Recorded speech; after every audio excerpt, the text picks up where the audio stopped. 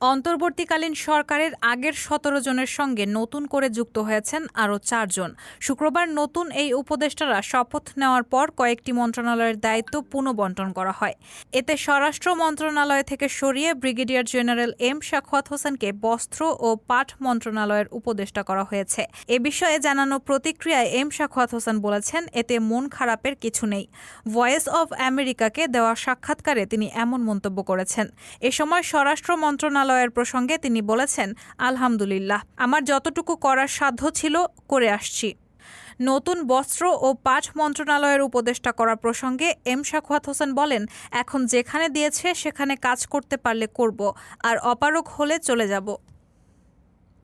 এর আগে স্বরাষ্ট্র উপদেষ্টা হওয়ার পর গত ১২ আগস্ট স্বরাষ্ট্র মন্ত্রণালয়ের সভাকক্ষে সাংবাদিকদের সঙ্গে কথা বলেন এম সাখাওয়াত হোসেন। ওই দিন আন্দোলনের মুখে ক্ষমতা ছাড়া আওয়ামী লীগকে গণ্ডগোল না পাকিয়ে নতুন মুখ নিয়ে দল গোছানোর পরামর্শ দেন তিনি। দেশের জন্য আওয়ামী লীগের অবদানের কথা তুলে ধরে সাখাওয়াত হোসেন বলেন, এটা অনেক বড় party. I have lot of respect for Awami League. একসময় বাঙালিদের ভরসার জায়গা ছিল এই পার্টি। ৫২-৬৯-এর গণ আন্দোলন ও স্বাধীনতা আন্দোলনের অবদান কোনো ব্যক্তিগত কারণে নষ্ট করবেন না। এটা জাতীয় সম্পদ। আপনারা আসুন।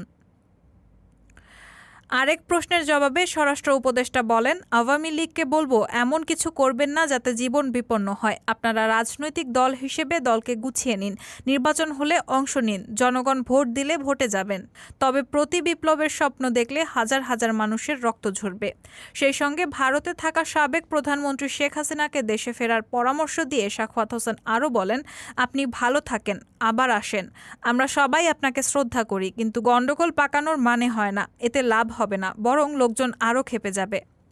ওই দিন তার এই বক্তব্যের প্রতিবাদ জানান কোটা সংস্কার আন্দোলনকে কেন্দ্র করে গড়ে ওঠা বৈষম্য বিরোধী ছাত্র আন্দোলন। এক বিক্ষোভ সমাবেশে বৈষম্য বিরোধী ছাত্র আন্দোলনের সমন্বয়ক হাসানাত আবদুল্লাহ বলেন, আজকের উপদেষ্টার কেউ কেউ খুনিদের পুনর্বাসন করার বক্তব্য দিচ্ছেন। আমি মনে করিয়ে দিতে চাই, ছাত্র জনতার অভ্যুত্থানের মধ্য দিয়ে আপনি উপদেষ্টা হয়েছেন।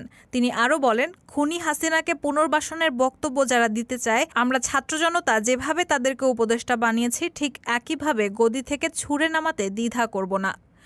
মঙ্গলবার সাবেক প্রধানমন্ত্রী শেখ হাসিনার ছেলে সজীব ওয়াজেদ জয় অভিযোগ করেন, অন্তর্বর্তীকালীন সরকারের স্বরাষ্ট্র উপদেষ্টাকে তার মায়ের মতো পরিণতি ভোগ করার হুমকি দিচ্ছে সেই একই জনতা।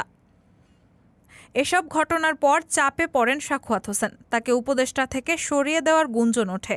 ধারণা করা হচ্ছে, এসবের জেরে শুক্রবার তাকে স্বরাষ্ট্র থেকে সরিয়ে বস্ত্র ও পাট মন্ত্রণালয়ের দায়িত্ব দেওয়া হয়। রায়হানা মুন, সবার কথা।